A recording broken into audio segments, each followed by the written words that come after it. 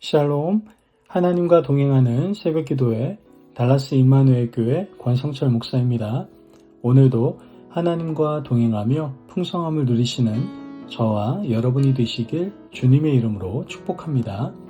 오늘 말씀은 사무엘상 1장 9절에서 18절까지의 말씀입니다. 그들이 실로에서 먹고 마신 후에 한나가 일어나니 그때에 제사장 엘리는 여호와의 전 문설주 곁 의자에 앉아 있었더라. 한나가 마음이 괴로워서 여호와께 기도하고 통곡하며 서원하여 이르되 만군의 여호와여, 만일 주의 여종의 고통을 돌보시고 나를 기억하사 주의 여종을 잊지 아니하시고 주의 여종에게 아들을 주시면 내가 그의 평생의 그를 여호와께 드리고 삭도를 그의 머리에 대지 아니하겠나이다.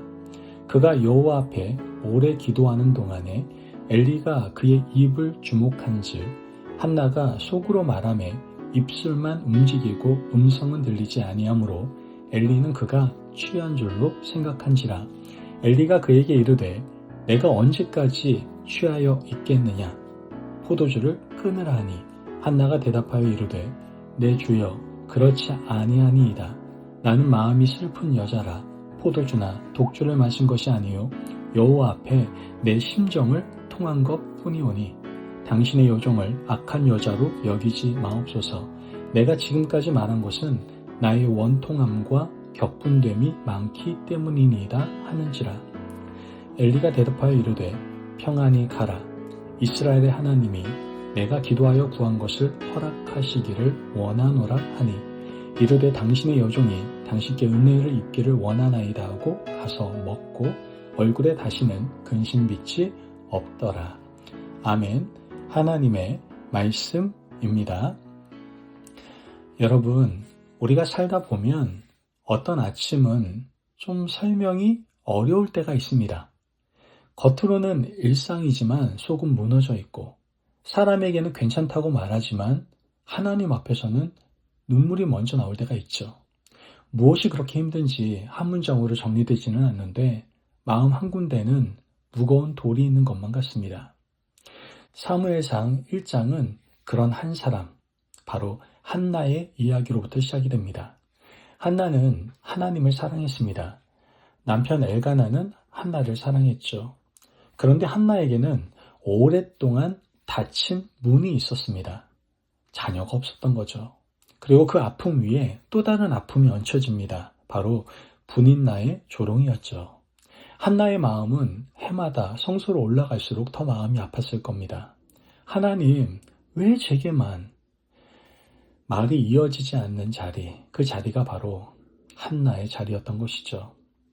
오늘 본문은 한나가 그 아픔을 하나님 앞에 그대로 가져오는 장면을 보여주고 있습니다. 그리고 하나님은 그 기도를 통해 한나를 새롭게 하시고 한나의 삶뿐만 아니라 이스라엘의 역사까지 움직이시는 것을 우린 보게 되죠. 여기서 우리가 중요하게 살펴봐야 될 것은 출발이 거창한 계획이 아니라 상한 마음이 들인 한 번의 진실한 기도였다라는 겁니다. 본문을 따라가면 하나님이 한나의 기도를 통해 우리에게 가르치시는 하나의 흐름을 볼 수가 있게 됩니다. 먼저 한나는 괴로운 마음을 숨기지 않았습니다. 10절 말씀은 이렇게 말을 하죠. 한나가 마음이 괴로워서 여호와께 기도하고 통곡하며. 한나는 예배 자리에서 괜찮은 척하지 않았습니다.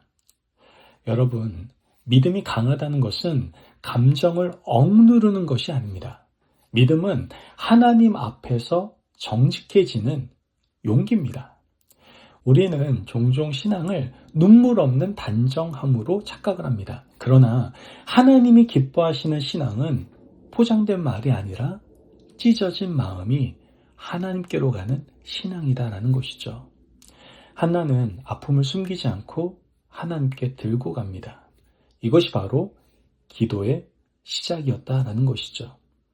또한 한나는 오해받는 자리에서도 하나님께 머물러 있었습니다. 한나의 기도는 좀 특이하죠. 소리가 들리지 않았습니다. 그냥 입술만 움직이고 있었던 거예요. 엘리는 그것을 보고 한나를 술 취한 여인으로 오해를 합니다. 여기서 한나는 더 상처를 받을 수 있었을 겁니다. 하필 예배의 자리에서 이런 모욕을 하고 돌아설 수도 있었을 거예요. 그런데 한나는 그 자리를 떠나지 않았습니다. 그는 조용히 그러나 담대하게 자신을 설명하죠. 나는 마음이 슬픈 여자라. 내가 여호와 앞에 내 심정을 통한 것뿐이니. 여러분, 하나님께 가까이 가려는 순간 오해와 낙심이 따라올 때가 있습니다. 기도하는 것을 누군가가 이해하지 못할 수도 있죠. 내 아픔을 과장이라고 말할 수도 있을 겁니다. 그때 중요한 것은 사람의 평가가 아니라 하나님 앞에 머무는 마음이다라는 것이죠. 한나는 오해의 자리에서 하나님을 놓지 않았던 겁니다. 마지막으로 한나의 기도는 거래가 아니라 헌신으로 나아가는 것을 보게 됩니다. 한나는 서원을 하죠. 아들을 주시면 그를 여호와께 드리겠습니다. 이 서원은 하나님을 움직이기 위한 조건이라기보다 한나의 마음이 어디를 향하는지를 보여주고 있는 겁니다. 한나는 단지 내 소원 성취만을 구한 것이 아니에요. 한나는 하나님께서 주시면 그 선물을 다시 하나님께 돌려드리겠다라고 고백을 하고 있는 겁니다. 여러분, 기도는 소원을 얻는 기술이 아니라 마음의 주인이 누구인지를 드러내는 자리가 기도입니다. 한나의 기도는 주님, 제 욕심을 채워주세요. 이게 아니라 주님, 제 삶을 주님께 드립니다로 향하고 있었던 것이죠. 그래서 한나의 눈물은 자기 연민으로 끝나지 않고 예배로 변하는 것을 우린 보게 되는 겁니다. 그때 하나님은 즉시 상황보다 먼저 평강을 주시는 것이죠. 17절에서 엘리가 말합니다. 평안히 가라. 이스라엘의 하나님이 내가 구한 것을 허락하시기를 원하노라. 그리고 18절에서 놀라운 변화가 나오죠. 그 여인이 가서 먹고 얼굴에 다시는 근심빛이 없더라. 여러분, 이게 은혜입니다. 상황이 즉시 바뀌었다는 말이 아니죠. 아직 임신했다는 소식도 없습니다. 환경은 그대로예요. 그런데 한나의 얼굴이 바뀝니다. 하나님은 때로 문제를 즉시 해결하시기 전에 먼저 우리 마음에 평강을 부어주시는 거예요. 그 평강은 현실 도피가 아니라 하나님이 나와 함께 하신다는 확신에서 오는 힘이다라는 것이죠. 여러분, 어떤 사람이 무거운 짐을 들고 한참을 걷다가 잠시 누군가가 곁에서 내가 같이 들어줄게 라고 말하며 한쪽을 들어주면 짐이 완전히 사라지진 않아도 좀 숨이 트이게 됩니다. 걸을 수 있게 되죠. 하나님이 주시는 평강이 그렇습니다. 문제의 무게가 그대로 있어도 주님이 함께 드신다는 확신이 생기면 우리는 그 길을 다시 걸을 수 있는 겁니다. 여러분, 오늘 이 말씀을 마음에 새기며 한나처럼 하나님께 기도하며 나아가는 저와 여러분이 되셨으면 좋겠습니다. 그러기 위해서 먼저 마음을 포장하지 말고 심정을 그대로 올려드리십시오. 한나는 내 심정을 통한 것이라고 말했습니다. 오늘 아침 하나님께 이렇게 기도합시다. 주님, 제 마음이 이렇습니다. 정리된 말이 아니어도 괜찮아요. 눈물이 먼저여도 괜찮아요. 하나님은 우리의 문장보다 마음을 받으십니다. 또한 사람의 오해보다 하나님의 임재를 더 크게 여기시길 바랍니다. 기도하다가 낙심이 올 수 있다니까요. 내 기도에 무슨 의미가 있나, 누가 알아주나. 그때 한나를 기억하십시오. 오해의 자리에서도 하나님께 머물렀던 한나처럼 오늘 한 번 더 예배의 자리, 말씀의 자리, 기도의 자리에 머무시기를 바랍니다. 마지막으로 응답을 기다리는 동안 먼저 평강을 받아 누리십시오.